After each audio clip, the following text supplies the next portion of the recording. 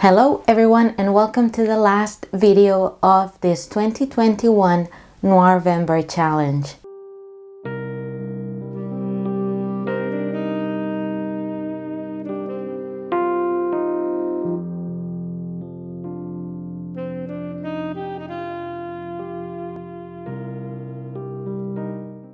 First of all, I wanted to thank everyone who's joined this November and everyone who's watched and supported these videos. I truly appreciate it. It is so much fun to be doing these videos, but it is also a lot of work. So all your encouragement and appreciation means a lot to me. And even though this is again the ending video for this year's Noirvember challenge, it doesn't mean that I will stop talking about film noir. In any case, as you know, film noir is a topic that I enjoy discussing in practically every form. So expect more film noir videos.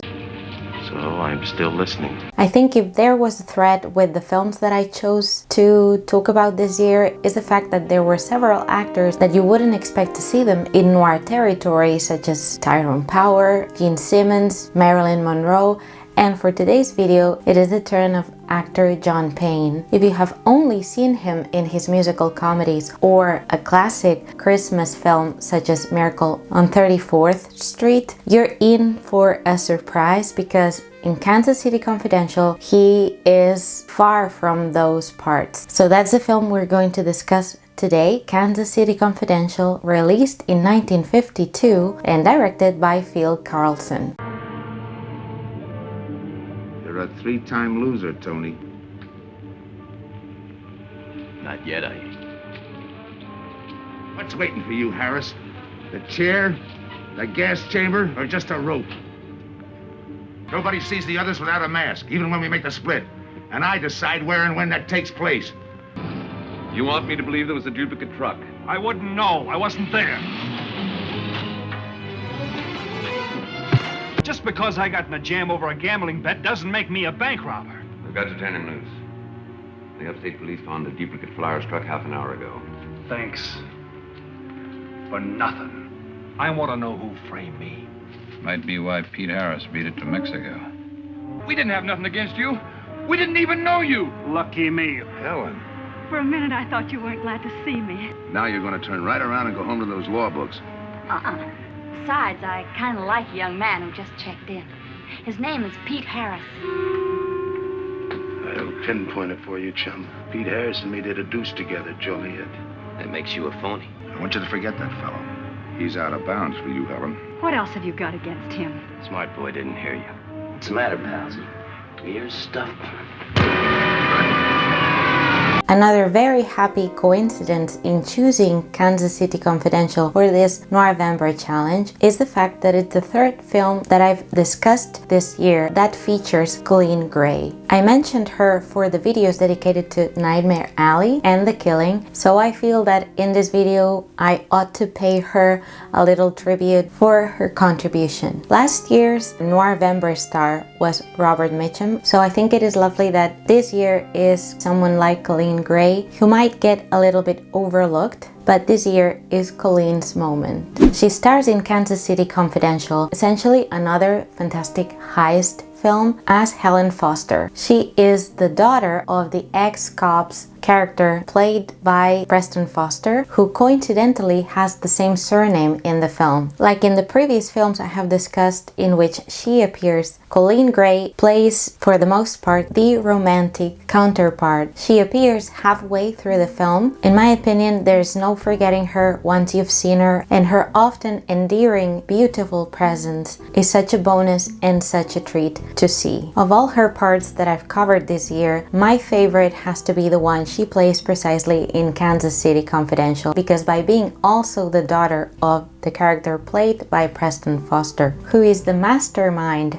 behind the heist that takes place very early on in the film, she has an extra level of impact. She plays a very intelligent, smart, and sassy character, I would say. In a way, she ends up playing a vital role, and also her chemistry with John Payne is very good. Kansas City Confidential is also renowned for being the precedent of Quentin Tarantino's Reservoir Dogs, with which shares many similarities. As I was saying before, Kansas Kansas City Confidential is essentially a heist film, but one with many twists and turns. The heist itself takes place again very early on in the film, and what triggers the main conflict within the film is the fact that it has been wisely organized by a very calculating ex-cop. But the main peculiarity about this heist is the fact that he hires 3 thugs, played superbly by Neville Brand, Jack Elam, and Lee Van Cleef. And you really couldn't ask for a better trio. But again, as I was saying, what makes this film different is that the mastermind, played again by Preston Foster, makes them wear masks throughout the whole operation so that they don't know who the others are, and also so that they cannot rat on one another. In all this perfectly calculated situation, we have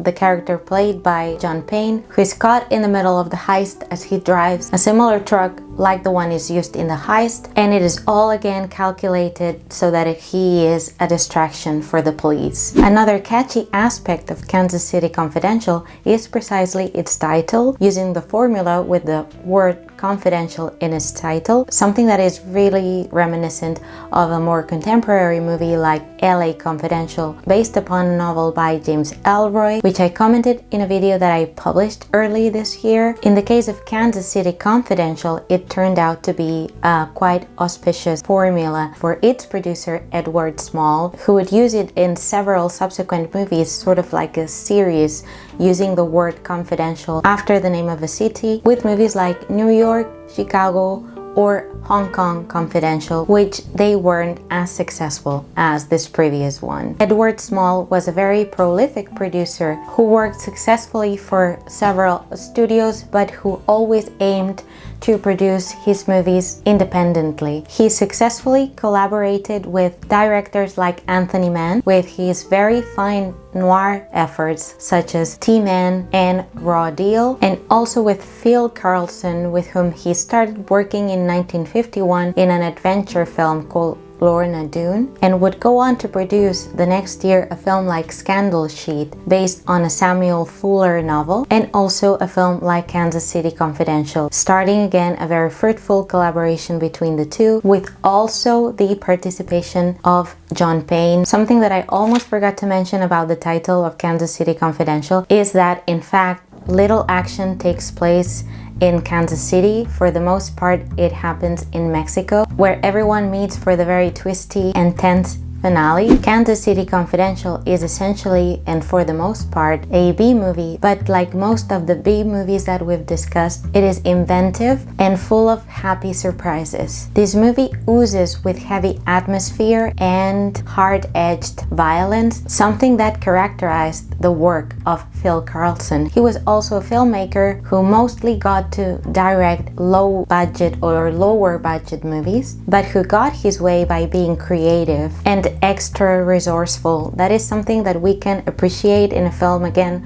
like Kansas City Confidential, who benefits a lot from his experience and from the cinematography from George E. Discant, a professional whom we already referenced in a film like Desperate. And the collaboration between Discant and Phil Carlson works very much like the one he had in Desperate with Anthony Mann. The way the camera moves in Kansas City Confidential and the lighting of several scenes, it is just as effective and as absorbing as it was, in my opinion, in Desperate. In the case again of director Phil Carlson, this film, Kansas City Confidential, and also Scandal Sheet, as I was saying, also released in 1952, started to put him on the map. Also with the release of films like 99 Rivers Street, also starring John Payne, and a film like The Phoenix City Story, which was based on the real murder of Albert Patterson. Other films worth mentioning directed by Phil Carlson, also during the 50s, were Tight Spot and Brothers Rico. He also got to direct the pilot episodes for the TV series The Untouchables starring Robert Stack, and his career went along long again up until the 1970s, when he also got a fantastic success with a film released in 1973 called Walking Tall. Kansas City Confidential was also the first time that actor John Payne and director Phil Carlson worked together. As I was saying, a quite rewarding collaboration for everyone involved. But in the case of director Phil Carlson and John Payne, they ended up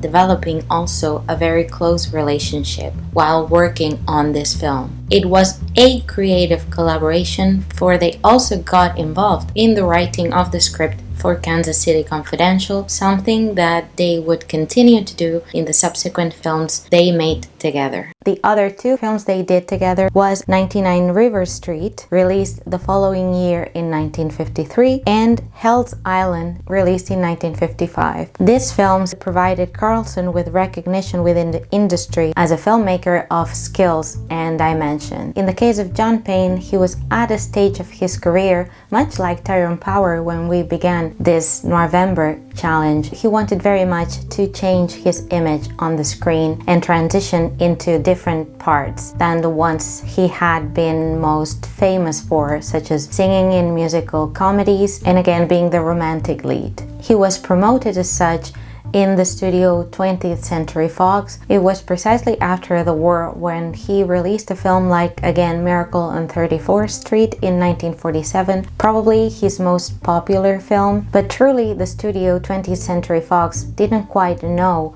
what to do with him. So he asked to be released from his long-term contract, and after much back and forth, he got his way, becoming a freelance actor. He appeared in notable movies like Larceny, while also at the same time appearing in westerns and adventure films. But it was again his collaborations with Phil Carlson and Edward Small, the ones that garnered him again more praise. Again, one of the major draws for me for this film, aside from Phil Carlson's work and cinematography by George Discant, is precisely the cast that I just mentioned, with the, again, surprises for me of actors John Payne or Preston Foster that I was not used to seeing in this type of roles, and they very positively surprised me, again with the fantastic presence of Colleen Gray and the three thugs, Neville Brand, Lee Van Cleef, and Jack Elam, who are